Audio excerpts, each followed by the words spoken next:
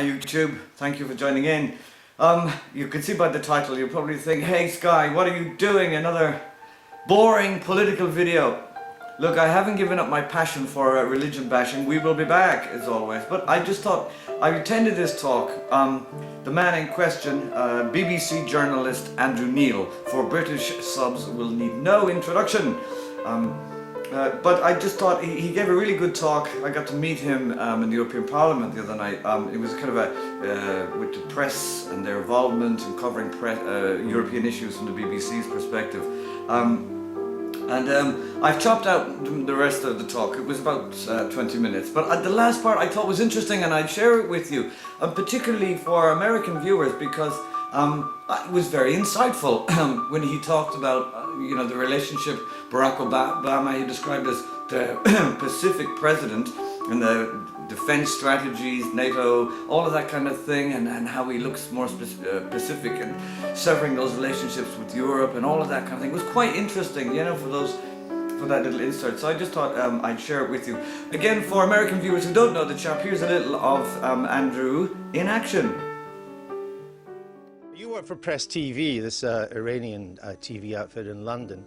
Is it true that when you interviewed Ahmadinejad, the ruler of Iran, you began by saying that you told him, I require police protection in London from the Iranian opposition because of my support for your election campaign. I mention this so you know where I'm coming from. Andrew, I hadn't known I was on trial today. I thought you wanted my expertise on Syria. Did you say that? The biggest change that's taken place is that there isn't really a working class anymore. With the end of industrial society, the old blue-collar working class really disappeared. It bifurcated. It divided into two. Somebody born into on a terrace like this, could they make it into politics today? I think today you must be an Oxbridge type fellow. That's as far as I can see. Did you go to Oxford? No. Cambridge? No. Open University? Open University. So there we are. Now, yeah, I know that socio-political, economic, geopolitical, whatever can be really boring. But as I say, it's worth listening to. So have a little look at this. And thanks for watching. Bye-bye. So the result in Germany, kind of a major impact on Mr. Cameron's strategy.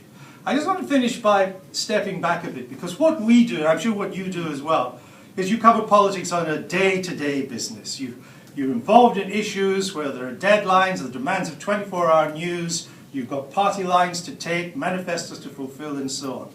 But I want to step back and just look at, to finish by looking at some geopolitical developments that are taking place, because they are massive, and we don't often take notice of them in our desire simply to get through the day.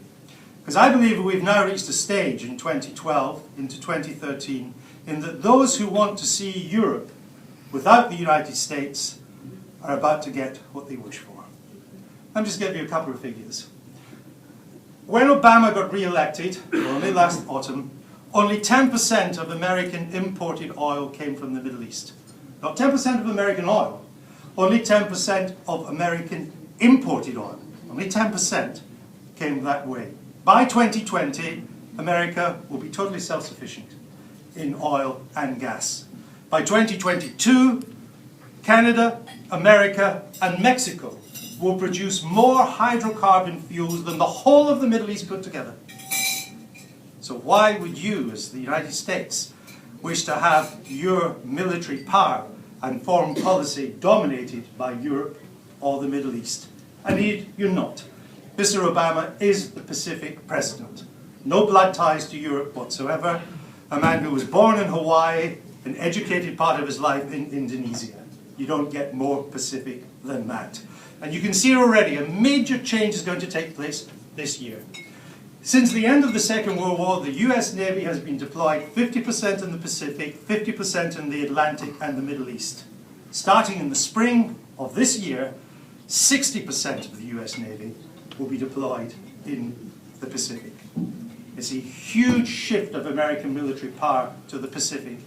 And the most significant development has been not a base in Britain or in Europe or even in the Middle East. The most significant development has been the Americans have now opened a US Marine base just outside Darwin where the US Marines train with the Australian Special Forces as part of a huge military build-up is not the right word, but a series of military alliances, all designed to counter the growing power of China.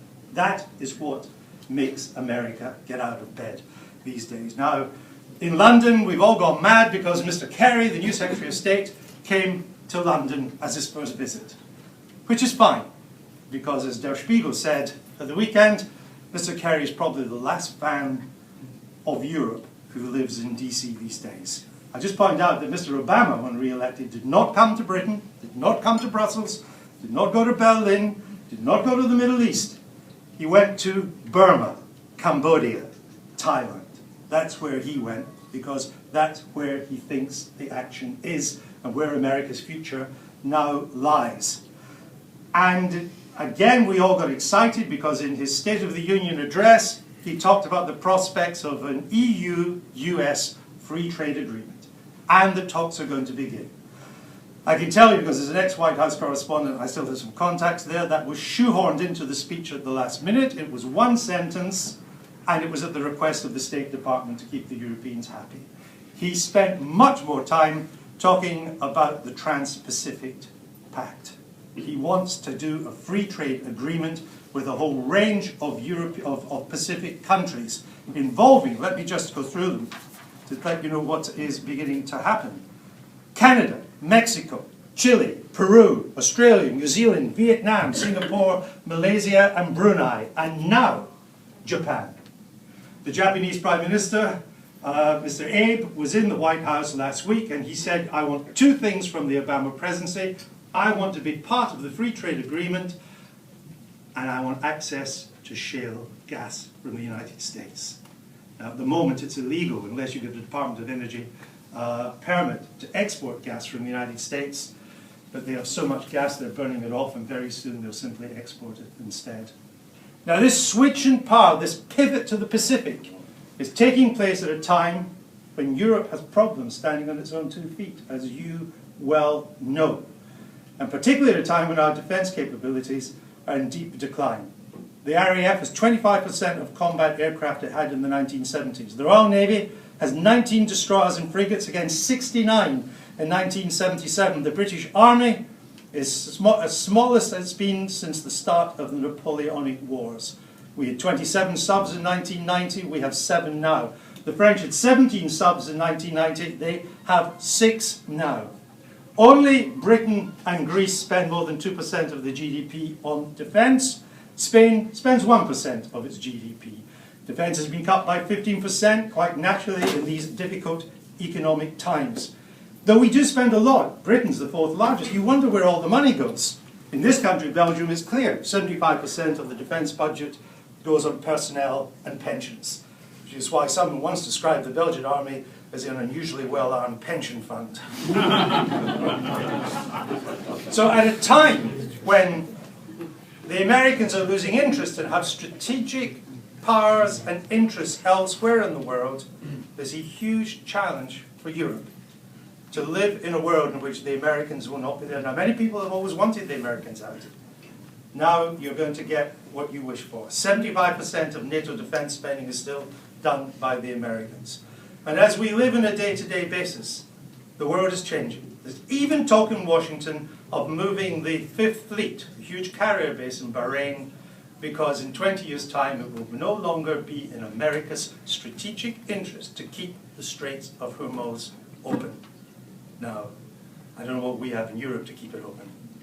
And I think these are questions that now have to be faced on energy policy, on defense, on economic power, on free trade. Europe has enormous challenges. It's an enormous privilege for me as a journalist to get a front seat to cover all this. We will not be short of stories in the years to come. And with your help, I hope we will do a good job in covering them. Thank you for being with us tonight.